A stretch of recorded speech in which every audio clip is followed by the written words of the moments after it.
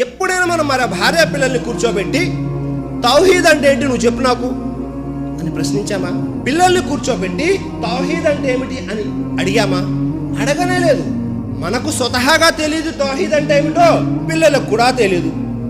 మరి మన పిల్లలు బాగుపడిపోవాలి, మంచిగా తయారవ్వాలి అంటే ఎలా అవుతుంది? దైవప్రవక్త హదీస్ ఉంది, 7 సంవత్సరాల వయసులో పిల్లలకి నమాజ్ అలవాటు చేయండి. 10 సంవత్సరాల వయసు వస్తే భయం కోసం ఒక దెబ్బ కొట్టైనా నమాజ్కి పంపించండి. చిన్నప్పటి నుంచే నమాజ్ అనే విషయం అలవాటు చేయాలి. మనము ప్రొద్దున్నే ఫజర్ నమాజ్కి లెగవము, కానీ మన పిల్లలు మాత్రము 5 పూట్ల నమాజు చేయాలి. అవుతుందా? సాధ్యం కాదు. ఎందుకని? మీరు ఎలాగైతే ఉంటారో మీ పిల్లలు కూడా అలాగే తయారవుతారు.